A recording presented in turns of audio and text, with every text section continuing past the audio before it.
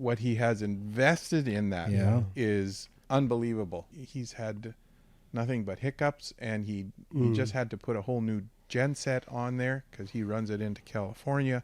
He's got more invested in his genset than I have in my truck. Wow. The trucking industry is being harassed by regulations and by extreme individuals who have no intention of providing common sense. They're only there to crush it. Yep. And they don't understand that so much of their lives depends on the exact thing that they're trying to crush.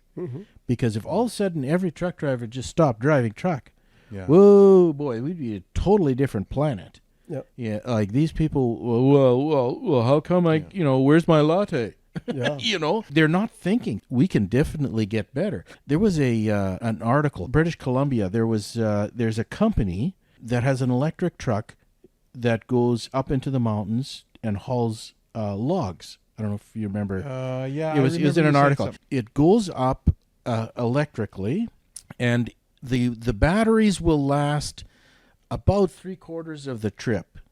And so somewhere around halfway through or something, they got to turn on this generator that charges the battery so that they can make it all the way to the top wherever they're harvesting these trees. And then they park the truck and they load it up with lumber, of course, or trees actually, or whatever. And then they come down the mountain. And as they're coming down the mountain, the generator actually charges the batteries because the gravity is the wheels. The wheels are charging through the generator, charging the batteries. So you got batteries going up, and you got gravity coming down. Yeah. And they were getting some sort of reduction of diesel consumption, something like 60 or 80% or something like that for every trip. That's a great answer to a diesel fuel, and you can do that. But that is so specific. Yeah. You can only do that one way because you got gravity coming down. But to say you can get an electric vehicle from Toronto to Edmonton, that's not going to happen in this lifetime with all that we got going now. Electric is going to be the answer for a lot of local and very specific stuff.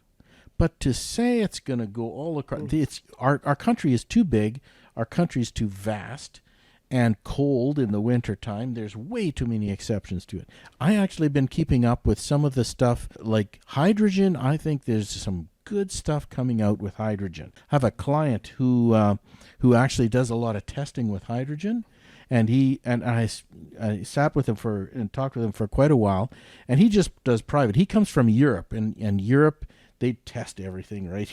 And so he'll show you, and he has some videos where he was doing some testing, and he says the problem with hydrogen has to do with it's very, very unstable unless it's at 14.2 psi, which is atmospheric pressure.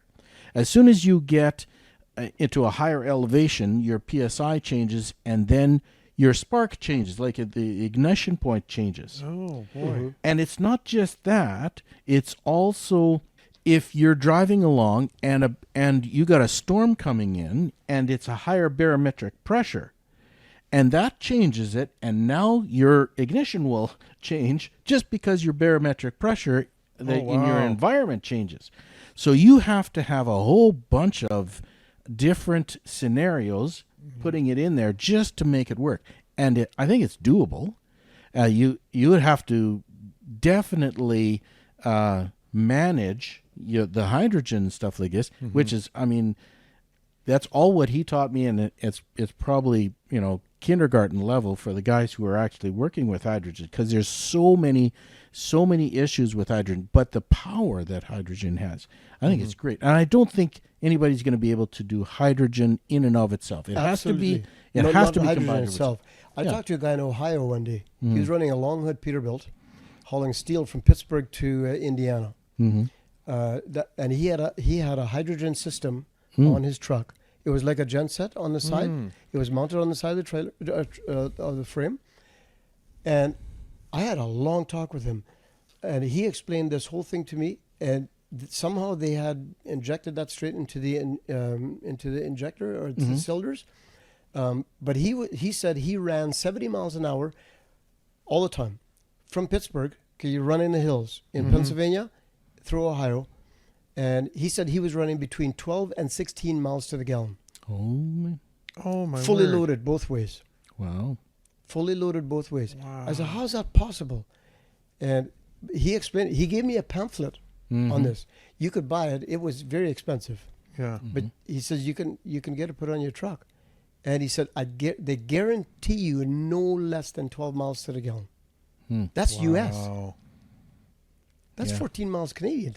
Yeah. If you get those kind of results, obviously, like there has to be a return on your investment. Whatever you put into it, you have to get your return on investment, which is good. But does it have the longevity? Yeah. That's the other thing. Because I was with Peter Charbonneau over the Road magazine, and we were talking. I think it was in Truck World 2016, which is light years because it's old technology maybe that they were using with hydrogen at the time.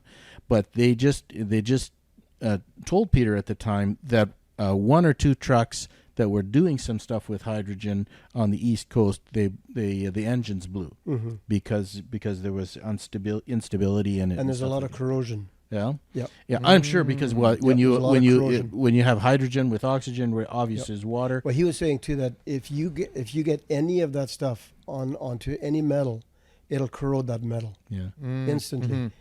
They should do, and I think I can't remember, but I'm just going by memory, which is not accurate. But if they would do it ceramic rather than metal, maybe they have a better do. But that means they have to totally gut and re-engineer absolutely everything.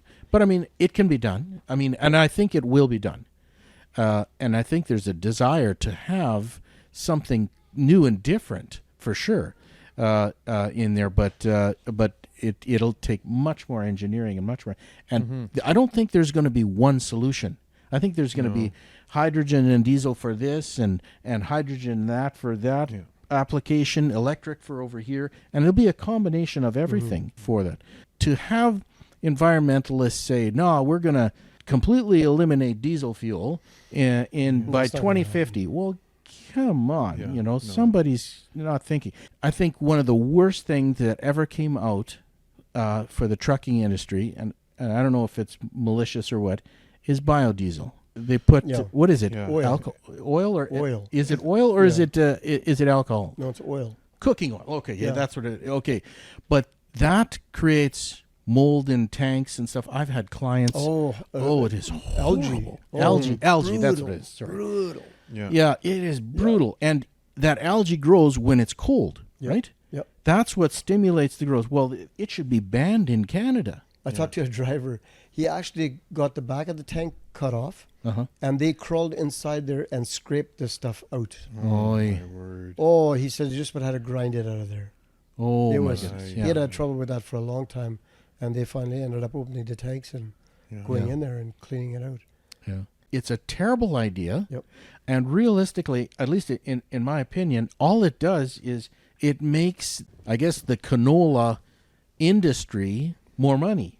So I guess the canola industry just lobbied the government and said, hey, here's another use for our product. In the older trucks, it's fantastic. Older being what? Not the urea or the DEF system. Oh, okay. With the DEF system, they run into a lot of problem. First of all, they don't run hot enough.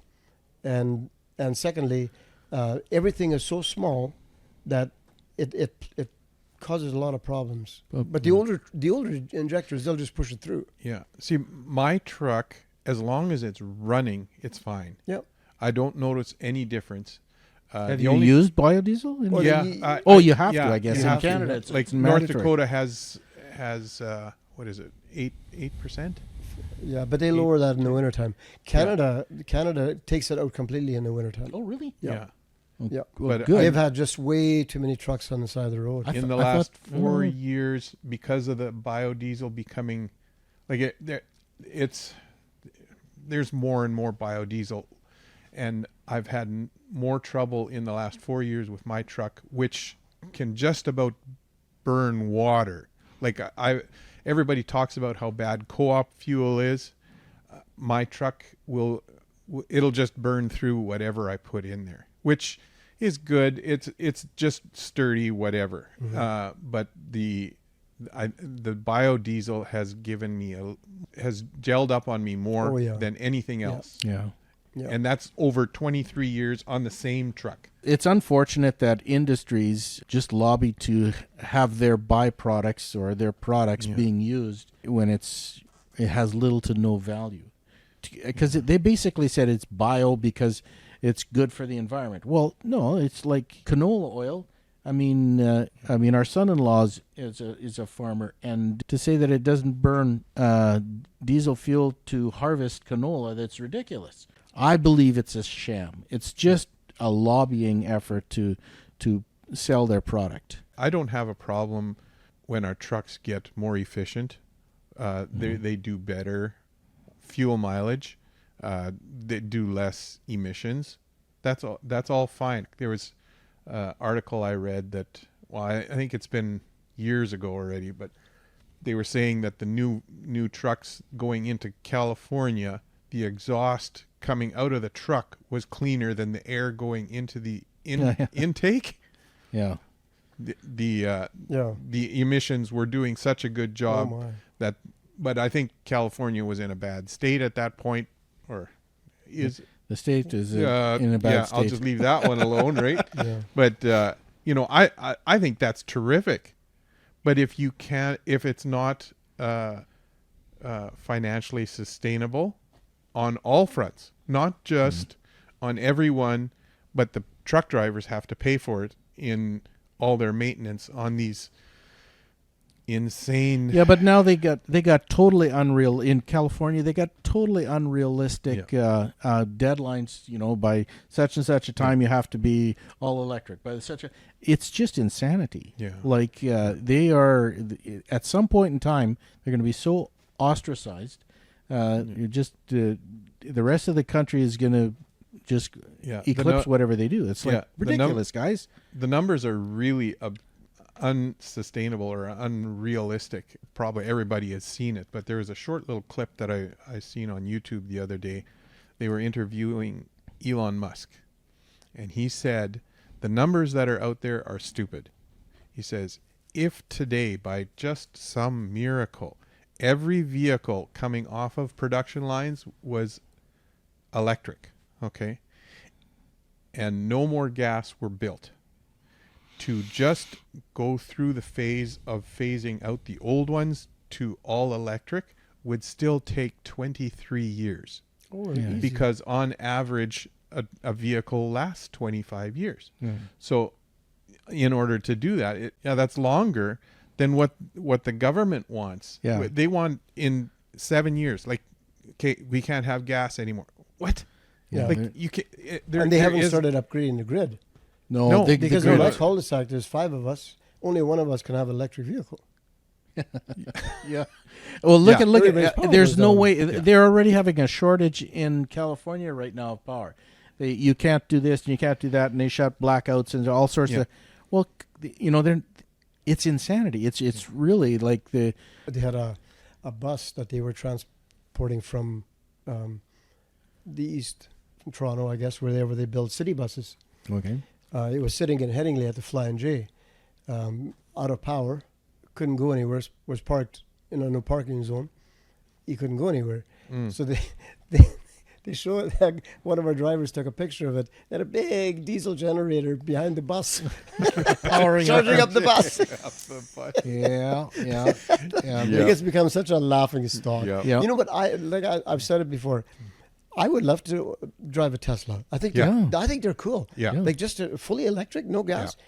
But when you weigh out the cost, you're no better off. No. You're actually worse off with an electric car than you are with a gas car, because to charge up that car costs you almost the same as to fill it up. Almost. Well, but then in 4 years you got to change the batteries, and the batteries cost as much as the car. Well, I don't know about those numbers, but one thing I do, like, you could have a whole, you'd have to invest probably about 20,000-30,000, if not more, of solar panels so that the solar panels could charge your car. Yeah. But in Canada here, we only have so much light in the wintertime. Yeah. And you can't do that anyway. The biggest problem that I have with electric vehicles, and that is you're going to be way more dependent on the government. In province, every province has their own electric board, like Manitoba Hydro, Sask Power, Ontario Power, whatever it is. And so they can govern how much electricity you're going to be able to consume. Well, now you're going to be rationed your electrical power at some point then. And that just puts more dependence on the government. I'm just saying, you know what? I'll just fill up with gas or diesel right now. Thank you very much. Because you're less dependent on the government than you are otherwise. Well, that's what they want, right? Yeah. Is to get everything into one pot.